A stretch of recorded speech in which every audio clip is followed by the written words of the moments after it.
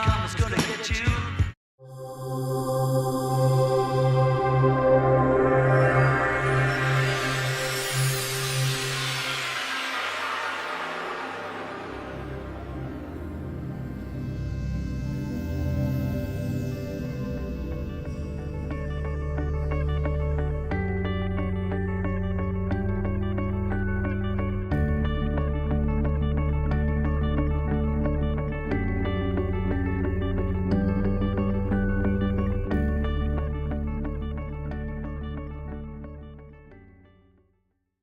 All right, now we will resume our study. I'm on page 58 of the book, and we are still talking here on this page about the four elements of creation, and on the opposite page, on 59, we have an illustration of these three upper planes and the three lower planes. And the artist has drawn them like in the beginning at the top or in mind. And then we see the ribbon that is dual. You know, it has the two lines coming down, the opposites, creating the triangle with the opposites, and then the self-reflection. And it becomes a creative principle that it turns into a permanent atom. Now you see that I have here the permanent atom, and then next to that I have the word cosmic Christ. This permanent atom is the lens that helps us firm up, as we talked about, substance, so that we can be co-creators on the lower level. But we will see here how this cosmic Christ plays a role here. Then we come down to the etheric, the mental, the emotional, and physical realms, which we've talked about. And does this illustration remind you of anything about your own body? The DNA? Oh. Yes, that could be the ribbon going round. And what else? 7 chakras. The 7 chakras, right. So we have the lower chakras, we have the connecting chakra in the middle, and then we have the 3 upper planes. And we have like a veil in between the lower and the higher. Mm-hmm. This is the veil in the temple, which we hear about in the Bible. And the temple is the body temple. We are taught in the Bible that we are the temple of the living God. We just accept that and don't think too much about it. But after what we have been studying here today, have second thoughts about that. Where is God? God is living in this body temple. Right. And it's living as a creative principle that is the absolute law of our beingness. We cannot escape that law. We can learn the law and cooperate with the law, and we can enjoy the fruits of the law, what it brings us as we use the law with the proper thought and feeling. Now then, so all of this is moving energy as light waves. Okay. Turn over to the next page on 60, and here we have a profound statement, and it says, "Let us make man in our own image and likeness." Now then, the question people always ask is, tell me in unison, Who am I? what is the question? Who am I? Who am I? Who's the us? Look at the book. Who is us? Who is us? Who is us? Us. Right. Us is the idea of life, radiation, the idea of substance, magnetism. What shall radiation and magnetism do? It will make man. Doesn't say anything about creating, does it? It said create in the first line of the Bible. It created the idea of life and the idea of substance. Now, this dual principle is going to make something, and it's going to make man, and the man is going to be made as an image. Get that? I never used to get that. I thought that means I'm going to look like God. So God must be a human being. And we used to always say, with long white beard and or like Michelangelo on the Sistine Chapel, the hand reaching down, and it's like a human being. Well, no. God is light because God is consciousness or mind. And so now then, in mind is going to be formed an image, or imagination is going to form man, or going to make a form out of this light. And it is going to be like God. Now, what does it mean to be like something or someone? Similar. Similar? The same? Similar in what way? Creative. With the attributes, the quality, the essence of that being. This that will be made will have all the attributes, all the essence of being that which created it has, that which is its parent.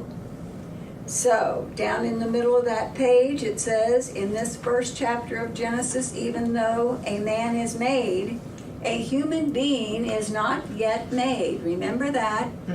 We're always dealing here with the energies of waves and electrons, that which is electricity on this level, but we know that it begins as light. I don't know what it is exactly on all the other levels that are higher than us. This level of creation in our story, man is a pattern of light. In other words, this light that God is forms a pattern. Now, what is that pattern going to be? This man is the only begotten Son. Is this Jesus? No. No. It is the only begotten Son, which is a pattern of light energy, right? Yes. And I call it the cosmic Christ. In other words, it is a consciousness of completeness, wholeness, perfection that has now been formed into a shape or a pattern. And it is the only Son, S-O-N or S-U-N, or light that has been made by God at this point. So what is the difference between Holy Spirit and this Son? The Holy Spirit is the activity of the light, the action of it, the expression of it. Go back to the beginning, go back to your triangle. You have the idea, radiating light, and then it is magnetized into something that will take a form and be expressed through that form. Okay. So we have an archetype now, or an image of light, or a pattern of light for man.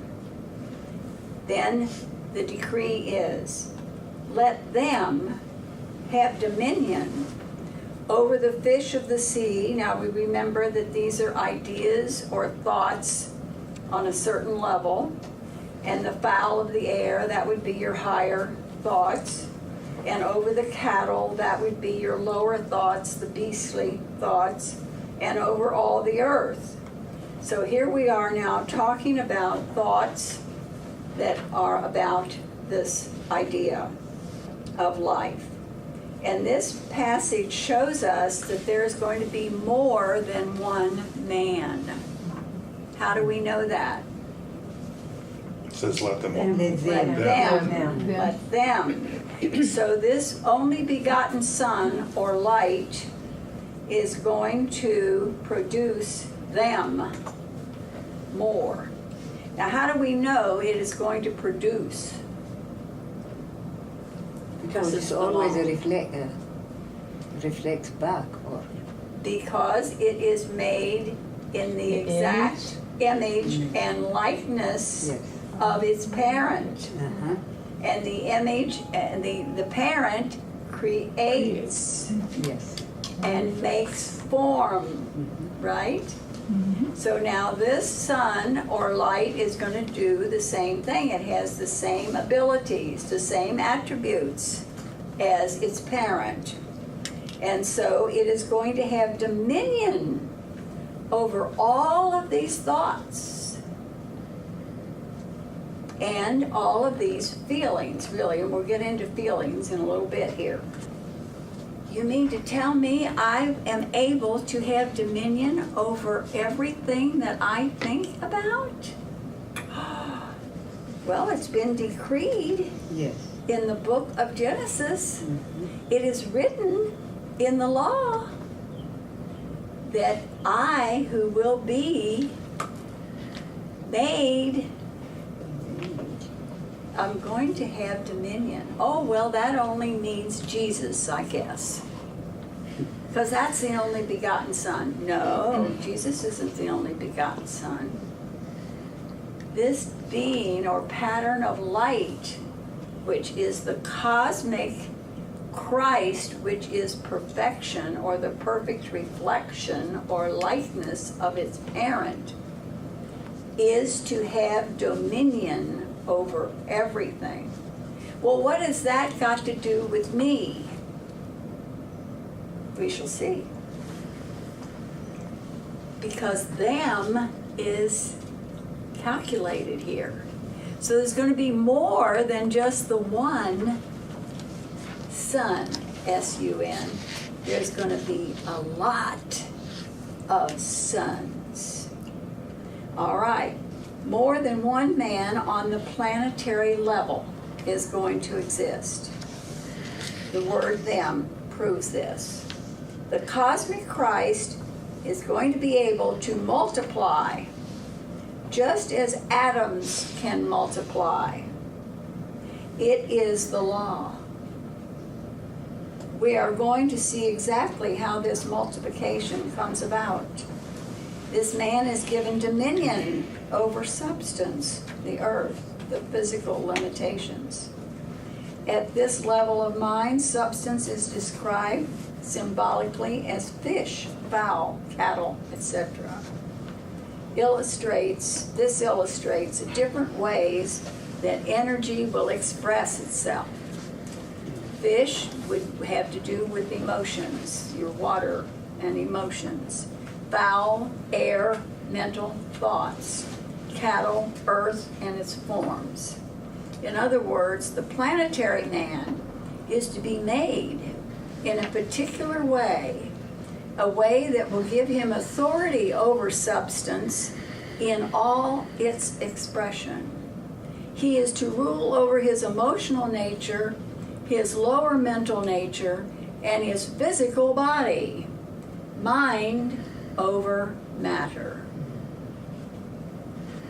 And there are people on this planet and have been throughout the centuries, including Jesus, who is able to do that. Now, man as the Son, S-O-N, can reproduce unlimited Christs. The perfect reflection of the God idea. Now, this is going to be the consciousness of I am. I am many. I am perfect. I am whole. I am intelligent. I am power. I am whatever I am. Later we read that Moses, who was taught the ancient Hermetic religion in the Bible, listened on the top of the mountain, and the burning bush, which is his own tree, said, I am. And he said, who shall I say that sent me? And he says, I am is sending you. He said, I don't get it. And he said, I am that I am. In other words, I'm you. Well, how will I know what to say? Well, I'll tell you, I'm going to be right there. I'll tell you what to say. There's no separation between us. So that's when he got the truth. So we are going to see now what this pattern looks like. As you turn to page 62, you have an explanation of the image and likeness. And we see the picture. You start at the bottom and you will see the star, and it says the cosmic will or intention starts in the root system. You see the roots at the bottom, and then it passes through the firmament, a point of concentration, and that is the lens of the cosmic Christ. And then it goes up in triangular way as two branches, but you will notice now that this is an inversion, just like when you look in the mirror. Substance now is on the opposite side that it was on before. Get it? Mm-hmm. So now the first point of view for this replica of the cosmic Christ will be on substance. And then the second point of view will be the idea of life that is behind it. So mankind will begin its evolution by always looking outside of itself, by always knowing that there is a separation from the appearance to whatever they call God or the meaning of life. So now we have the wave and the particle, that is the idea, which now has become a particle because it is a pattern of light, and we actually see a form that is going to take place. Does that make sense to everyone? You all look a little puzzled. Now, what does this remind you of? Does it not remind you of a tree? Yes, it does. You see the root system is from the created principle, which has the power to self-reflect. It reflects upon itself and says, oh, that's what I look like. That's me. And then it goes up and firms up this image through the firmament or the lens, where it's going to focus that camera just perfect until it gets the perfect picture that will align with the principle that it is. And then, because everything is in the shape of the triangle, it is going to have two branches out here. So it's got two roots at the bottom, the trunk of the tree, and the branches here. Also, Yes. you put it on a design, on a picture here. All this is happening in the mind. Yes. It's all an image of light by the Creator. Yes. Did you ever wonder why you have two arms? Why you have two legs? Why you have two eyes? Why you have two nostrils, you see? Everything is double. Where does that come from? Somebody give me the answer. Why is there a polarity in the body? Because the reflection of the Because the triangle has polarity. Duality. Everything is the triangle. You have the idea of life. You have the idea of substance. This is the polar energy that allows space between the two to move, which causes frequency of vibration, which causes sound, which helps to breathe through all that is created and give intelligent dimension and expression. It's so simple. See, I wrote over here, consciousness is light that is movement, that is vibration, that has the power to reflect, self-reflect, and the observation. So here we are right back to physics again, on the quantum level, below the atomic level, before anything ever appeared as a human body, a tree, a globe, a solar system, anything, we had the creation of the triangle principle. And it has polarity.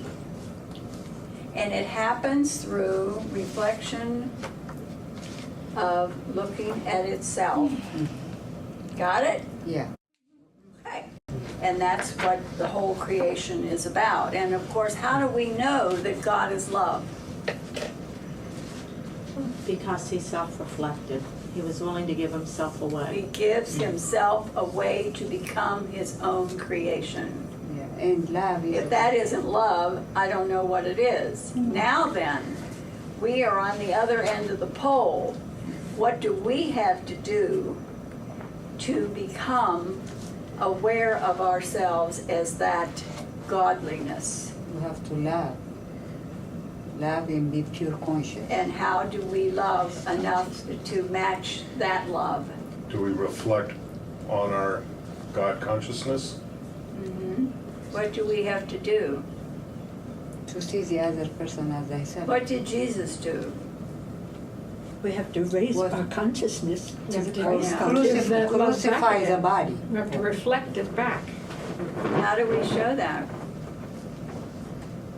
By raising our consciousness to the Christ consciousness. By overcoming the five senses and Yes, all that, but tell me again, what did God do in the beginning?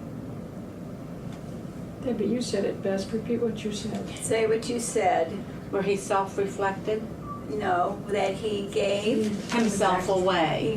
himself away. So we need to give ourselves away to We serve have to be others. willing to give ourselves totally away. Now, what do you think you are? You think you are a human being with certain talents, certain achievements, certain missions, certain expressions. And I say in the beginning of this book, in the foreword, there is one thing that you do not want to give up that scares you. You say, well, I'll give my money, I'll give my labor, I'll give my time, I'll give my love, my caring, I but won't there's give my one thing life. I don't want to give up. I don't want to give up my life. Identity. No, you're not going to give your identity. Identity. Who you think you are. You do not want to give up your identity. And that's what you have to do in order to come into your real godliness. Jesus gave away his mortal consciousness to take on immortal consciousness. In other words, he did not need to exist as a mortal human being identity any longer. He became a light being. Now that scares us. And I think a lot of times we've been scared by some of the Far Eastern teachings. I don't know whether they're still teaching it or not, but they used to teach when I first got into metaphysics that what you do, you lose your identity when you become fully self-aware and illumined. You no longer are who you are. But see, I don't believe that. I believe that we have to be willing to give up being mortal. We have to be willing to give up what we cling to as our own achievement, our own ability, our own personality, our own working in the world, all of that which we see as our own identity. But we are not going to be required, I don't believe, to give up all that we have accumulated through hundreds and maybe thousands of years of reincarnating to become something totally unlike the things we have learned. We are going to retain our wisdom and our love. That's what we're supposed to learn. And we will know how to express it in every way possible. But what keeps us from expressing our love in every way possible? Yes. Who we are and who we think somebody else is or is not. Are they worthy of our love? Or are they worthy of our anger? Are they worthy of our condemnation or praise? You see, we have our ideals that we have been structured in as an ego personality. We've got to let all of that go and see only that which is pure in another individual and in another situation. You can look at war, you can look at torture, you can look at anything when you really are love, and you will know that you have dominion over it. And you have no barriers that are going to keep you from your God realization.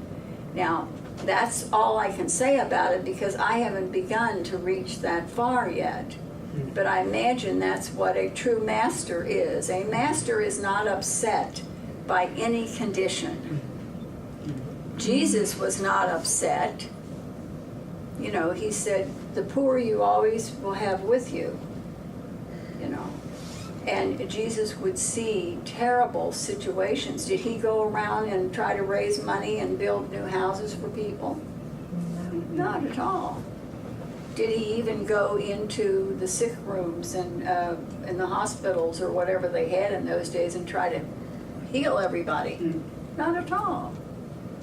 He knew that every individual soul had within it the ability to accumulate enough wisdom and to demonstrate enough love that they could look at any situation and just by looking at it, perhaps change it or allow that person to change it themselves by taking in their vibration.